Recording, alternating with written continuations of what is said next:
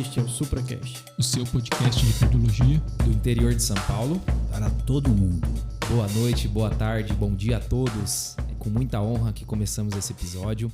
Meu nome é Almir Alamino, estou aqui com meus grandes amigos Rafael Rocha. Fala, Almir, tudo bem? E Pedro Galeguinho. Que é isso, professor? Tamo tudo bom? Hoje nós vamos falar de um tema muito especial. Nós vamos falar de uma doença que corresponde a 3% das idas ao pronto-socorro. E você que está ouvindo a gente aí, no seu agregador de podcast, tem uma chance de 35% de acontecer na sua vida pelo menos um episódio dessa doença. E não tem nenhum exame diagnóstico que a gente faça esse diagnóstico. É basicamente história clínica. E para isso, nada mais do que justo convidar o cardiologista mais clínico, que mais nos inspira a cardiologia de todos. Estou aqui hoje com o grande professor Marcelo, ele que é cardiologista titulado pela SBC, arritmologista pela Sobrac, médico assistente da divisão de cardiologia, pegando a nossa mão ali todos os dias, e também coordenador do serviço de arritmia clínica do Hospital das Clínicas da USP Ribeirão. Muito bem-vindo, professor Marcelo, é uma honra, é um prazer enorme ter você aqui. Eu que agradeço, meninos, vou chamar de meninos, que é fantástica essa iniciativa de vocês, de criar esse podcast. Vocês, além de aprenderem, você tem um objetivo muito maior. Vocês vão ensinar muita gente. Então, eu adoro quando residente, ex-residente, jovens têm a paixão por medicina como eu tenho. Então, muito obrigado pelo convite e muito obrigado pela escolha do tema, que é muito envolvente. Eu nem chamaria de doença, eu chamaria de sintoma. Síncope é um sintoma. Perfeito, professor. Sempre ensinando a gente, né?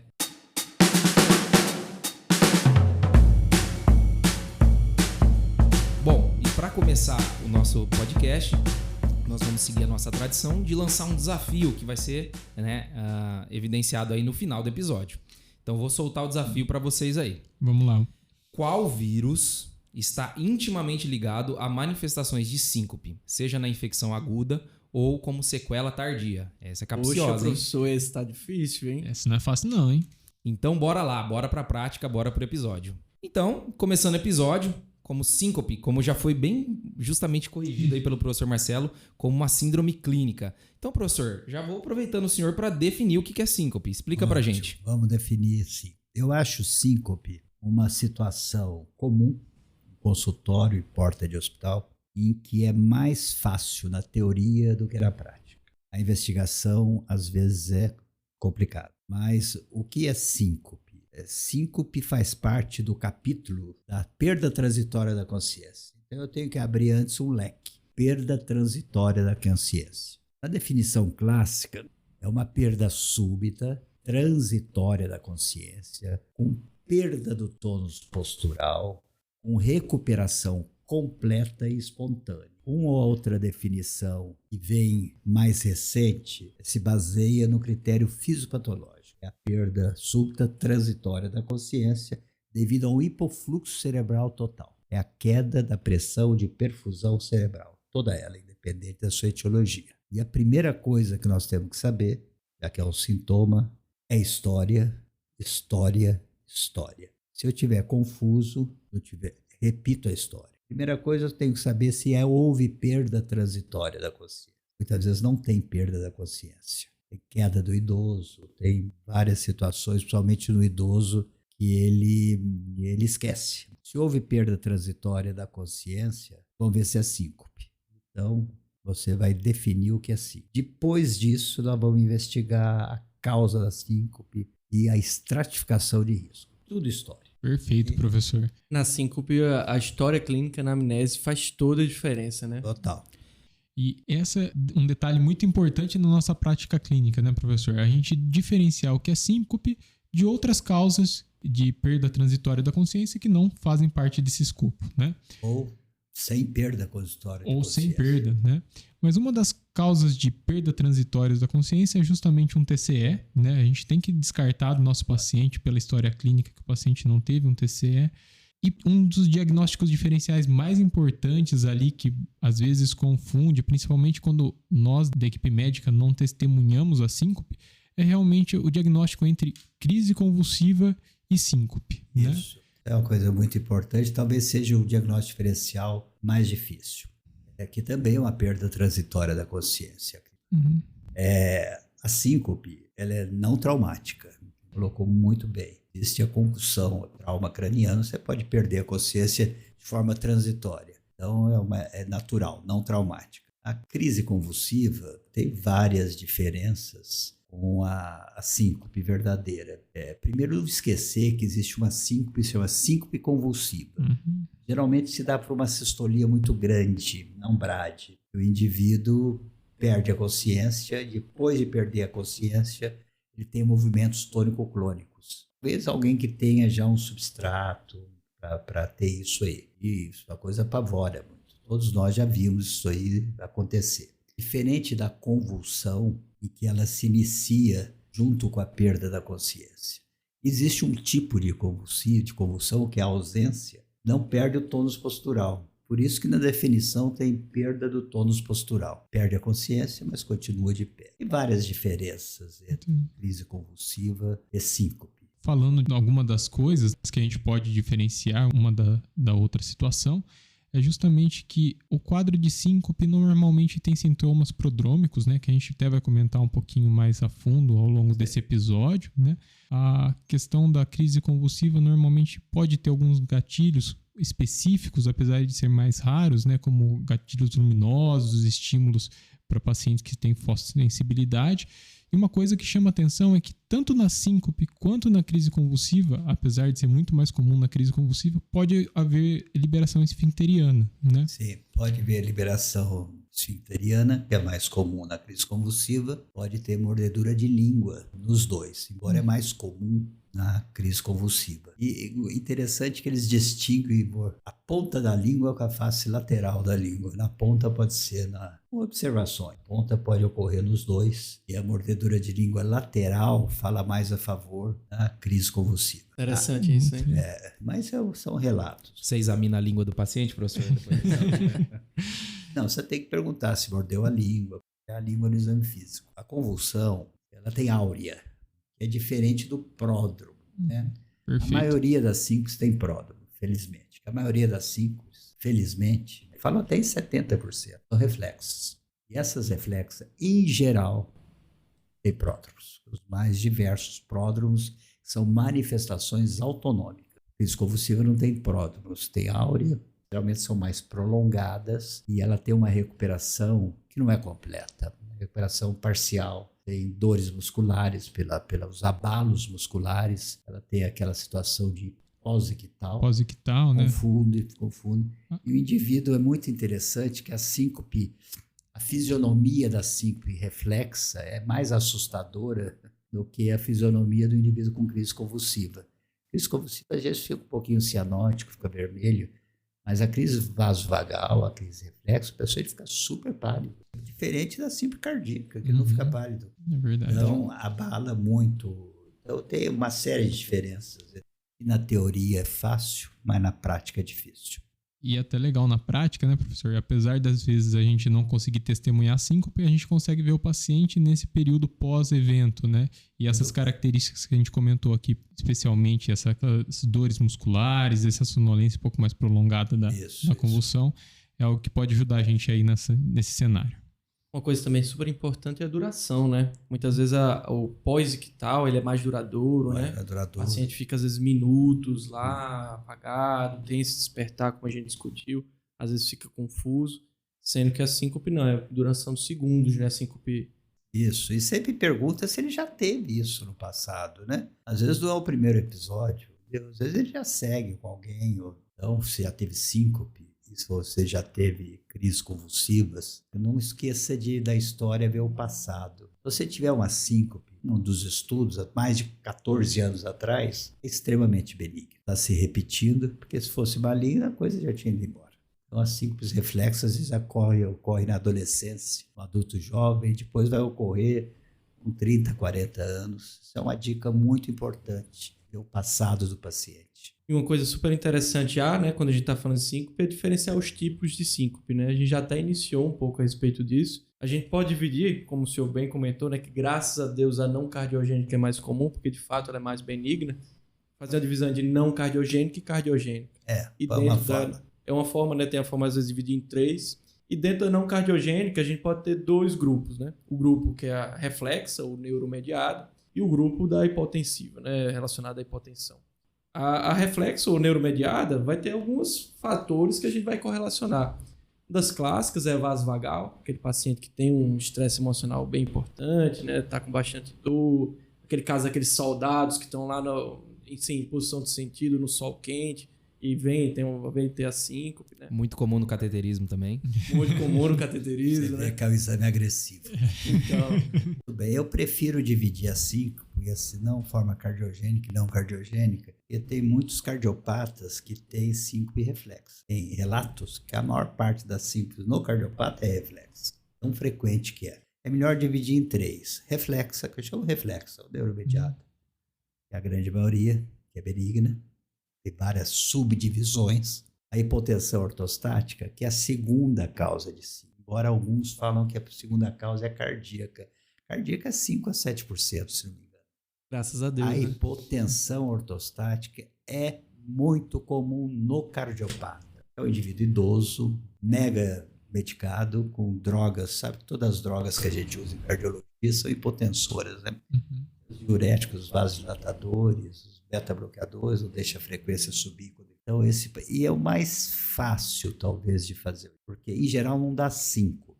Ele tem momentos mais frequentes, eles chamam de pré-síncope. O indivíduo, na realidade, na pré-síncope, ele cai, mas não perde a consciência. E, às vezes, não chega a cair, né? Ele se apoia, então ele tem um aviso muito importante. E isso a gente tem que até tentar flagrar no exame físico no consultório. Da pessoa deitada, supina, imediatamente. Às vezes ele não tem naquele momento. Isso não exclui ser hipotensão ortostática. É tudo a história. Então, a hipotensão ortostática secundária a medicações é muito comum no doente acamado, no nosso paciente no HC, ele fica em pé e cai. É extremamente comum, é o idoso que toma um antiprostáticos, que são alfa-bloqueadores, são hipotensores, e acorda à noite para urinar. Já está deitado há algum tempo, ele levanta, já fica tonto. E quando ele vai urinar, em pé, ele soma o reflexo da micção. E ele cai. Ele cai, levam para o pronto-socorro, interno na UTI, pede ressonância, ele não precisa nada disso. Essa é a síncope multifatorial do idoso, é muito comum.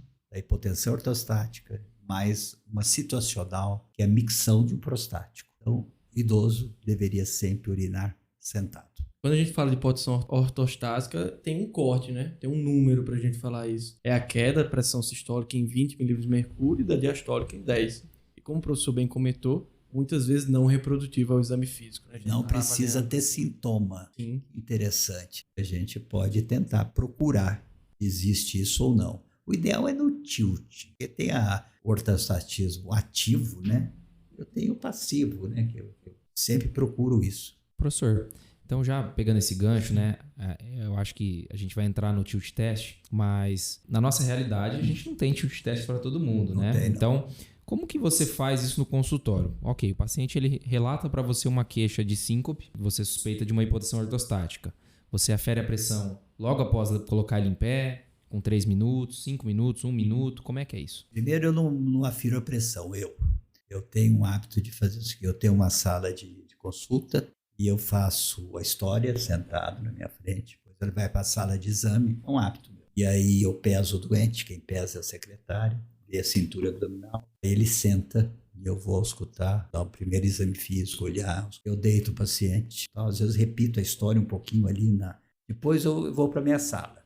Aí sim que a minha secretária vai medir a pressão. Eu peço, mede em pé também. Ela mede imediatamente depois que fica em pé, chama hipotensão imediata. Não é a mais comum, talvez no jovem. A clássica, que é até 3 minutos, e uma tardia, que a gente não faz, né? A gente vê isso no tilt. É uma forma de intolerância ortostática com ou sem síncope, que a pressão vai caindo devagarinho, vai bem no tilt. O tilt não é só para reproduzir síncope. O tilt é uma arma, uma ferramenta nossa, que a gente pode fazer vários diagnósticos para reproduzir 5 e até caiu, ficou meio demodê. Antigamente se pedia muito mais 5, tilt. Sim. Se você na história tá nítido que a síncope é reflexa, não peça tilt. O tilt, a reprodutibilidade não é boa, e nem a sensibilidade, nem a especificidade. Se vocês fizeram tilt, somente você, você pode ter uma síncope, você nunca teve e nunca vai ter. Entendeu? E pode ser que no dia, para um momento autonômico diferente, a pessoa não tem síncope. Você não pode descartar de jeito nenhum que essa síncope não foi reflexa. Então, quando é nítida a história, não precisa pedir tilt. Tem gente que fala, mas isso é para o paciente saber, para reforçar que pode ser síncope cardioinibitória, pode ser síncope vasodepressora. E eu não sei se essas síncopes que tem no tilt sempre repete igual. Fiz uma pergunta para isso para alguém e ele não soube direito me responder. A tendência é que seja, mas eu posso ter uma síncope cardioinibitória hoje e o componente vasodepressor numa síncope futura, pelo estado de hidratação, ser mais periférica, entendeu? Então, quando eu tenho dúvida diagnóstica e a possibilidade da síncope ser reflexa, eu peço tilt. Maravilha, professor. Que aula, né? Assim, a cada momento, né? Bom, professor, pegando o gancho da hipotensão ortostática que o senhor já delineou muito bem, existe uma outra entidade, menos comum, né? Que tem a sigla de POTS, né? Que é a síndrome, né, da taquicardia postural à ortostase. Que é definida basicamente, né, para o nosso ouvinte saber que existe, né, com aumento de 30 batimentos, ou quando esse aumento desses batimentos passa de 120 batimentos por minuto, nos primeiros 10 minutos que a gente coloca esse paciente em pé, ou principalmente no exame de tilt test. E isso sem queda pressórica. É importante saber, não é uma síncope, o paciente muitas vezes passa muito mal, tem intolerância à ortostase, mas é um diagnóstico diferencial. E por que isso ocorre, né? Basicamente, para a gente lembrar um pouquinho do reflexo vasomotor, nós temos, né, um contingente de volume nos membros inferiores, né, que pode aí chegar até 1,5 litro mais ou menos. Quando a gente está deitado, esse líquido está distribuído e o retorno venoso é muito facilitado para o tórax, né? Quando a gente levanta, né, uma pessoa saudável, o que vai acontecer? Os baroreceptores que estão localizados tanto na aorta quanto no seio carotídeo detectam que houve uma queda da pressão e rapidamente iniciam um reflexo de taquicardia e de vasoconstrição. E basicamente a gente recupera ali aqueles níveis pressóricos adequados para manter a perfusão cerebral. Quando o paciente tem alguma deficiência nesse reflexo, nessa via, né, que é extremamente complexa, né, nós estamos simplificando aqui, aí esse paciente pode desenvolver uma síncope, né, seja por hipotenção ortostática ou pode ter essa intolerância, como por exemplo na POTS. Por último, o último tipo de síncope, como a gente já falou, falamos da reflexa, né? Falamos da hipotensão ortostática e por último temos a cardiogênica, que vamos deixar para o final do episódio, que é aquela que vai definir se a gente tem que internar o paciente ou não. Mas só lembrando que a cardiogênica ela é um bolo de coisas, né? Ela pode ser causada por taquiarritmias, por bradiarritmias, por valvopatias, a estenose aórtica principal, cardiomiopatia hipertrófica, tamponamento cardíaco, infarto, tromboembolismo pulmonar, até mesmo trajetos anômalos coronarianos, né? E hipertensão pulmonar também são outras causas. Então a gente conversou um pouquinho ao longo dessa introdução, um pouquinho da investigação dessa síncope reflexa, da síncope não cardíaca. E a gente falou um pouquinho sobre avaliar a variação da pressão arterial, conversou um pouquinho sobre o tilt test. E agora eu ia fazer uma pergunta para o senhor. A gente vê nos guidelines a respeito, principalmente pacientes com mais de 40 anos de idade, a gente fazer uma avaliação da massagem do seio carotídeo, para pensar nessa etiologia, né, da síndrome de hipersensibilidade ali do seio carotídeo.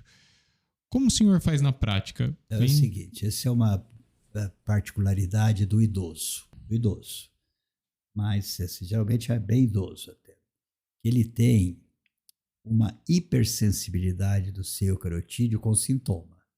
É coisa bem diferente. Uma boa parte dos idosos tem hipersensibilidade do seio carotídeo. Só se apertar o seio carotídeo. Se ele não reproduzir o sintoma nesse momento, não é síndrome do seio carotídeo. Então, a primeira história. Quando você vai ler, falar, eles quando coloca a gravata, quando vão barbear e tal. Mas eu nunca vi uma queixa dessa. Você não precisa nitidamente que ele vira o pescoço, ele não lembra. É uma síncope reflexa, porém sem pródromo. Essa não tem pródromo, essa é vatibumba. Você deve investigar todo indivíduo que você suspeita desse tipo de síncope. Pode em posição supina. Eu já fiz isso em consultório, sim. Você põe o esteto na carótida, palpa direitinho, vê se não tem sopro. Ele não pode ter tido nenhum evento vascular cerebral prévio, né? Você tem medo de desprender placa ali, aquelas carótidas duras, né? E você aperta de um lado, né, alguns segundos, assim. Nunca dos dois lados simultâneo. Sempre do lado direito eu começo. Acho que eu nem lembro se eu fui para o lado esquerdo. Eles falam na diretriz do lado esquerdo. Mas você sensibiliza ela quando você está no tilt. Aumenta a resposta. Você pode fazer deitado e quando você elevar... Tem gente que faz no fim do tilt. Quando o indivíduo não teve 5, depois de 40 minutos, eles fazem. Porque você sensibiliza isso aí. Se reproduzir o sintoma com forma cardioinibitória ou vasodepressora, está feito o diagnóstico. Está feito o diagnóstico de síndrome do seio carotídeo. E outra dúvida, professor, é em questão do mapa. O mapa para avaliar a hipotensão nesses pacientes, ótimo. Qual o papel dele na avaliação da síncope? É uma ferramenta que a gente deve usar de rotina? Então, o mapa está escrito na diretriz deles e serve para hipotensão. Serve. Se ele fraglar naquele momento. O mapa, eu acho, Fernando não está me ouvindo aqui, é um exame extremamente desagradável. Inclusive no tilting, o correto, que eu saiba, só o HC faz, é conferir a pressa. Você tem que ter uma pressão contínua, sistólica, batimento por batimento, diastólica.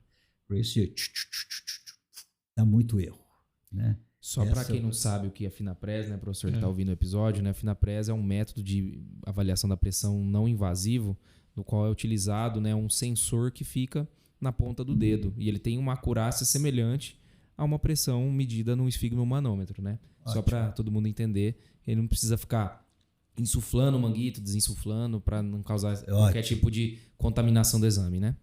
Essa é contínua, né?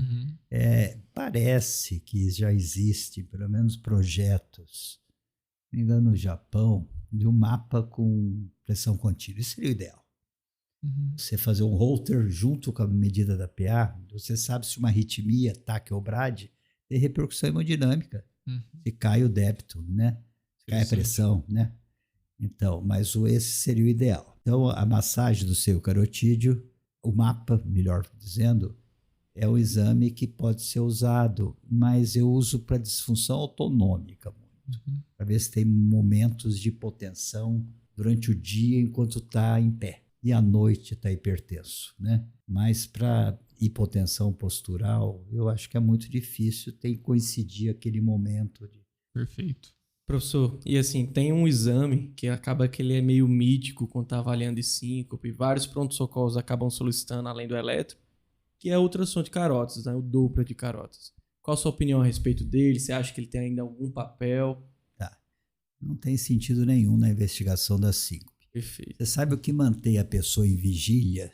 Chama, se não me engano, substância reticular ascendente. Fica aqui no rombo encéfalo, fica no tronco cerebral. Essa que é a vigília. Isso é irrigado pela circulação vértebro-basilar. Inclusive, existe uma isquemia vértebro-basilar transitória, em que o indivíduo pode ter uma síncope atípica, né, perde a consciência, mas em geral tem sinais focais também que eu diferencio. Então não tem nada a ver carótida com perda de...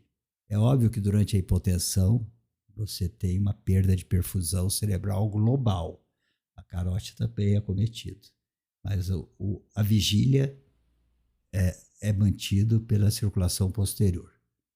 Que aula de neurologia, hein, professor? Não. Sensacional. O professor não fala só de cardiologia, não. Muito bonita essa parte, né? Eu tenho um artigo muito bom, posso dar para vocês, antigo do Galo, que é a autorregulação cerebral, né? A circulação cerebral é totalmente diferente das demais. E tem uma curiosidade, não sei se vocês sabem. Quando você tem hipotensão, a resposta do cérebro é vasodilatar, para melhorar a vasodilatação, para melhorar a perfusão.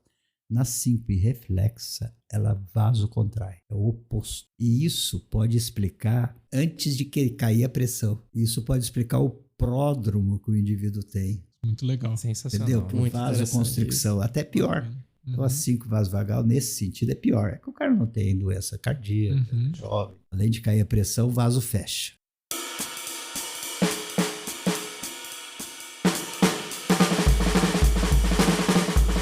Entrando um pouco na parte do tratamento, né, que toda aquela questão que a gente estava falando, todo esse mecanismo que o nosso corpo faz contra-regulatório, acaba que a gente vai fazer várias medidas não farmacológicas, né? Entre elas a manobra de hand grip, que o paciente vai pegar às vezes uma bolinha, alguma coisa, vai fazer uma compressão palmar. Manobras que vão envolver cruzamento das pernas, tudo isso com o objetivo de ter mais um retorno venoso, paciente que muitas vezes vai estar no contexto de desidratação. Outras medidas que vai envolver o paciente fazer uma pressão segurando com ambas as mãos e forçar, como se fosse uma cruz, a posição de uma cruz, né? Tudo isso com esse objetivo. Além disso, o professor, que o senhor fala bastante, né? Manter uma hidratação adequada, né? Sal e água. Sal e água. É a única né? situação em cardiologia que a gente indica o sal, né? O resto tem que tirar, né? Sal e água. Como é que o senhor fala isso? Como é que o senhor orienta seu paciente, já que muitos desses são hipertensos? Eu explico muito bem, primeiro, que é benigno a situação, que isso não leva à morte. A maioria que eu vejo é jovem. Isso não é grave, em geral, né? Principalmente quando tem pródromos prolongados. Eu ensino essas contramanobras, ensino a ficar em pé, a hidratação, e eu costumo mandar para uma reabilitação. A reabilitação para melhorar a postura, melhorar principalmente a massa muscular de membro inferior, que é o coração periférico, né? Uma coisa você manda contrair os pés. Isso aí ajuda muito ao retorno venoso. A melhor arma da pré-5 é deitar, mas não tem jeito às vezes. Mas muitas vezes você consegue, o indivíduo fica só no pródromo, ele não chega a ter síncope, né? São medidas, raramente precisa de drogas. Então, raramente a gente usa drogas, né? Mas quando a gente usa, o que é que a gente tem de opção? Em alguns cantos vão falar da fluorocortisona, isso, já teve muitas tentativas de droga. Teve o beta-bloqueador, e talvez no indivíduo que tem... É interessante que a síncope vasovagal, a reflexa, em muitos pacientes, você tem uma descarga simpática antes de ver porque está caindo a pressão, e o indivíduo tem palpitações. Então, a palpitação precedendo a síncope pode ser uma denúncia de uma síncope grave, mas também a vasovagal pode ter esse tipo. Se você tiver esse comportamento, você pode até tentar beta-bloqueador, mas de uma maneira, dos estudos não teve papel, até pior. Certo. Medidas farmacológicas. Você tem no Brasil a fluorocortisona. É um mineralocorticoide com pouca ação glicocorticoide. Ele retém muito sal e água. Você dá uma dose mínima de manhã, o jovem tolera muito bem, que retém sal e água, mas se o indivíduo for hipertenso, tem vários problemas da hipopotassemia. Mas essa é uma droga que aumenta a volemia. Isso é uma droga que aumenta a volemia. É uma possibilidade. Geralmente, se ele tiver hipotensão ortostática, outras coisas juntas. E tem uma droga que é fantástica, não tem no Brasil, mas que você importa e tem vários preços. Em Portugal é muito barato. É a midodrina. É um alfa-agonista, que é o vasoconstritor periférico, meia-vida curta, e que você não pode dar depois do final da tarde ou à noite, porque o cara fica hipertenso à noite. Entendeu? Isso é um problema muito sério. A hipertensão noturna, supina, com hipotensão diurna. O que eu vou fazer para esse indivíduo? Eu tenho um paciente assim. Uma é manter a cama 20 a 30 centímetros levantada não o travesseiro, pé da cama. Você vai educando os baroreceptores. Então, quando ele levanta. Essa é uma forma. A outra, dá a última dose às 4 horas da tarde da midodrina. Tem meio dá 3, uma cedinho. E às vezes você tem que dar um antihipertensivo de meia-vida curta à noite, tipo captopril, tipo clonidina. Né? Você não vai dar uma droga de ação longa que ele... Perfeito, professor. O marca-passo falando em síncope não cardíaca. Então, ele tem o seu papel, tem alguma indicação? Isso é muito antigo. O marca-passo tem um viés de marca-passista muito grande, né? É um método fantástico. Mas existe uma porcentagem de pacientes, um perfil de doente, e é idoso, eles falam acima de 40 anos, em que tem uma síncope recorrente, sempre cardioinibitória importante. Esse marca-passo funciona. Você põe um marca-passo com uma resposta que ele tem, ele fica em demanda o tempo todo, a bateria vai embora, e quando ele vai ter a síncope, ele tem o marca-passo entra com uma frequência mais alta. É até uma programação especial. Tem uma programação especial para isso. Aí falam, e se for vasodepressor, mista, né? Funciona menos, mas essa taquicardia às vezes compensa até a vasodilatação. Legal. O indivíduo às vezes fica tonto e não cai. Então, nessa situação, existe a indicação do marca-passo. E ainda tem um outro tratamento, professor, que é a cardioneuroablação. Ótimo. Tá. O que seria esse tratamento e quando que a gente pode pensar em indicar esse Isso está crescendo muito de antigo. Eu sou colega de turma do Pachon, colega de residência, um indivíduo muito inteligente. E ele que criou isso aí, o nome dele está no Braualdi, em todos os lugares que eu vejo os trabalhos dele. Então, isso aí é uma situação de uma síncope cardioinibitória confirmada, em que o indivíduo ele é um hipervagotônico. Se ele for um atleta, eu posso até dessensibilizá-lo, né? Desqualificar, se ele não depender muito disso.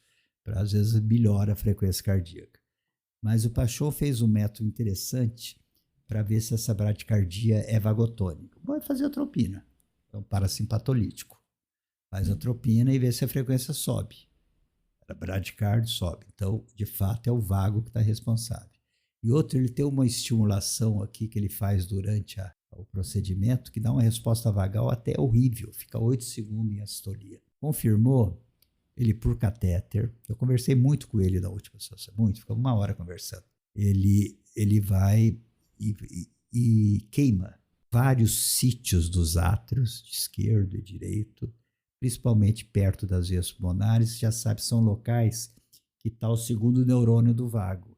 Ele queima ali e denerva o coração. O vago só tem no átrio. E a frequência sobe. Tem casos até que evoluiu para ataque sinusal inapropriado.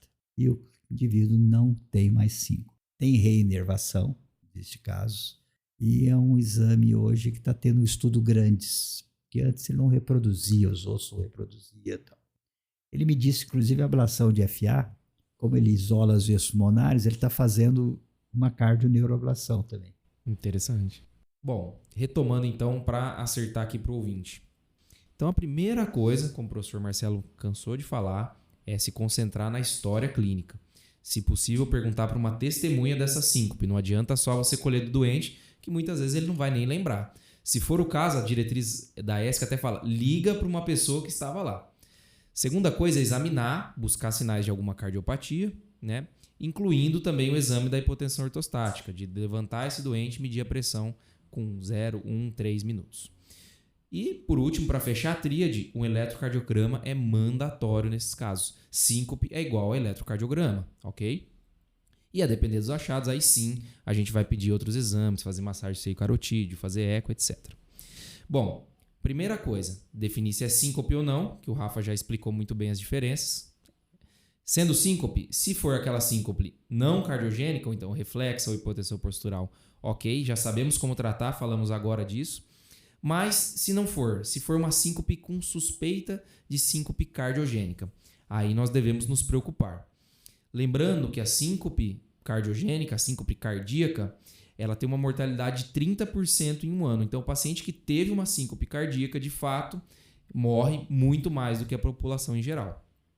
Então, a diretriz da ESC, ela faz 3 perguntas fundamentais para a gente estabelecer melhor esse raciocínio. A primeira pergunta é: estamos diante de uma condição grave identificável na emergência? Por exemplo, um TEP, uma hemorragia maciça ou um infarto?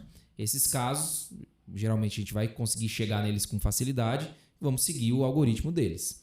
A segunda é: esse paciente tem um risco de um desfecho grave, que é o paciente com síncope cardíaca. E por último esse paciente deve ser internado? Então, para isso, nós temos os red flags. e vou ser um pouco cansativo agora, porque são muitos, mas eu vou tentar resumir. É basicamente tudo aquilo que a gente não falou até agora. Então é aquele paciente que não teve uma situação na qual gerou a síncope, ou não foi necessariamente com uma mudança do estado de decúbito para um estado em pé. Então, falando primeiro do evento sincopal. Fatores que preocupam a gente. Desconforto torácico, falta de ar, dor abdominal ou cefaleia antes da síncope. Síncope no paciente deitado, temos que dar uma ticada bem forte nisso aí. E uma síncope precedida por palpitações, apesar de o professor Marcelo já ter falado que em algumas vasovagais isso pode acontecer. Outra coisa é o paciente que não tem pródromos. Isso direciona a gente também para uma síncope cardíaca. História familiar de morte súbita. E síncope também no paciente sentado é outra também que preocupa. Do histórico médico, a gente tem que perguntar para o paciente se ele já tem alguma doença cardíaca, infarto ou disfunção ventricular. No exame físico, principalmente, paciente que já se apresenta hipotenso para você no pronto-socorro, uma história sugestiva de um sangramento, né? Uma bradicardia persistente, tá certo? E algum sopro, principalmente o sopro de estenose aórtica.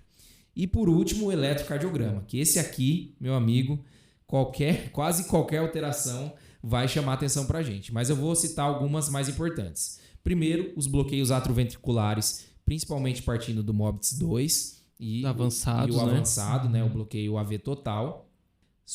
Eletro com alterações sugestivas de isquemia, uma frequência cardíaca menor do que 40, pausas sinusais, né, também chamam a atenção, bloqueio de ramo, seja ele direito ou esquerdo, tá certo? Com um bloqueio atroventricular associado também, um BAV de primeiro. Essa questão é muito importante frisar, né? Muitas vezes a gente não valoriza o bloqueio de ramo, né? Só que o paciente com síncope, com bloqueio de ramo, chama muita atenção, né? Principalmente nos bloqueios bifasciculares, né? Exatamente. Sem dúvida, sem dúvida. Outras coisas que a gente tem que procurar ativamente são achados sugestivos de canalopatias, que esse paciente pode ter tido uma síncope por bradiarritmia, mas também por TAC.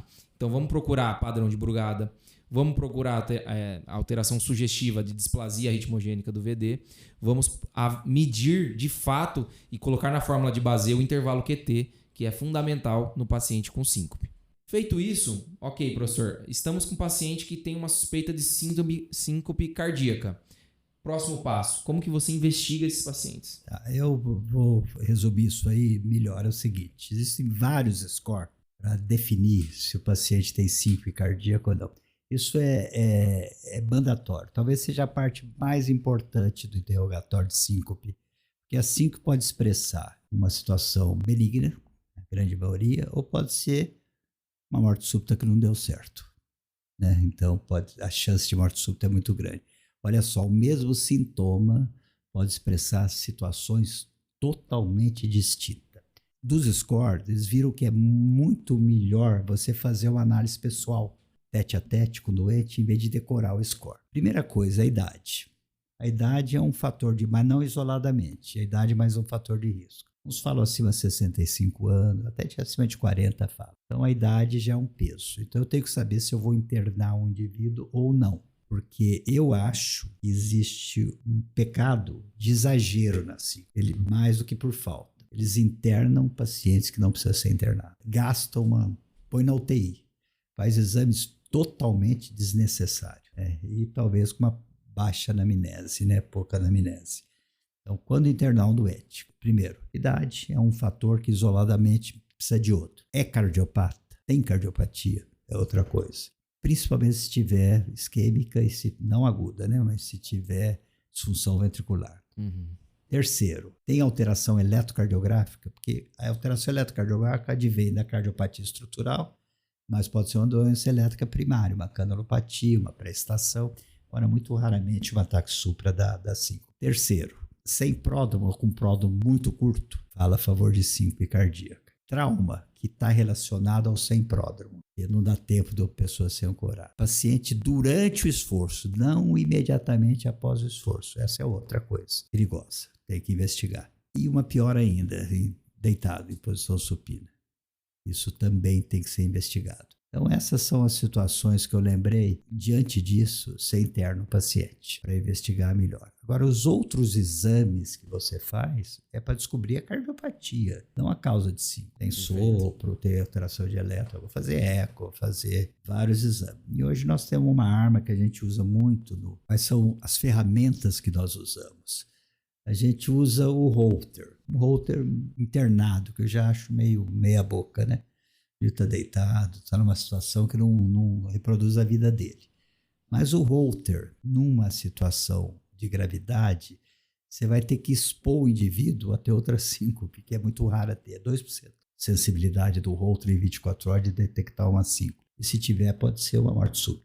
A monitorização prolongada que você torce para ter outro evento. Então, o que nós fazemos? Nós temos um estudo eletrofisiológico. O estudo eletrofisiológico, num cardiopata, ele pode tentar medir os intervalos da condução AV, HV e tal, e inferir, acima de 70, que pode ser um bloqueio, ou pode estimular o ventrículo em pontos diferentes, com isoprel, e induzir uma ataque sustentada com sintoma, e infere que esse síncope foi durante ataque cardíaco. Mas o valor preditivo negativo do estudo eletrofisiológico não é legal. Tem um caso muito interessante que já ocorre eventualmente, que eu já vi, um indivíduo com bloqueio de ramo esquerdo e com PR um pouquinho aumentado. Esse indivíduo com PR muito aumentado, o bloqueio é nodal. Mas o perigo é o bloqueio infranodal. Se o ramo esquerdo, que é uma massa, assim, um leque, já está bloqueado, o ramo direito é fininho. A chance dele ter um bloqueio dos dois lados bilateral é muito grande. Esse PR aumentado ele pode estar se traduzindo para uma condução mais lenta no ramo direito. Entendeu? Então, a chance desse indivíduo ter BAVT transitório é muito grande, a ponto de quem preconiza colocar marca-passo. Além de colocar o marca-passo, ele não tem mais 5. Fora isso, você está monitorando o indivíduo. Né? E quando você vai para o estudo eletrofisiológico, você estimula o átrio e vê se passa tudo no intervalo HV. E, às vezes, durante o estudo, é o chamado momento autonômico, está deitadinho, ar-condicionado, os médicos, máscara do lado dele... Entendeu? A soninha ali do lado. E ele não tem aquela situação em que teria na casa dele. E dá negativo. Pode ir embora. Ele volta em BAVT. Então, o estudo eletrofisiológico é muito bom quando dá positivo. Mas ele pode pecar quando não dá nada. Então, essa é uma arma que a gente tem. E, professor, e assim, acaba que o estudo fisiológico fica restrito para aqueles pacientes sabidamente cardiopatas, graves, né? Não tenha dúvida. Você não vai levar o estudo fisiológico a mocinha que sincopou no dentista, certo? Perfeito, professor. Bom, o senhor já até introduziu rapidamente aí a respeito do marca-passo. E acaba que, como o senhor comentou, o marca-passo não é para todo mundo, né? Não. Só revisando aqui para o nosso ouvinte. Tem as indicações de CDI para os grupos específicos, pacientes com ejeção reduzida, paciente com hipertrófica e, como o senhor comentou, marca-passo para aquele paciente que tem umas bradiarritmias. Claro. Não é isso? E aí, pessoal, ficou bacana esse episódio, hein? Vamos pro bate-bola? Ficou show de bola. Bora lá.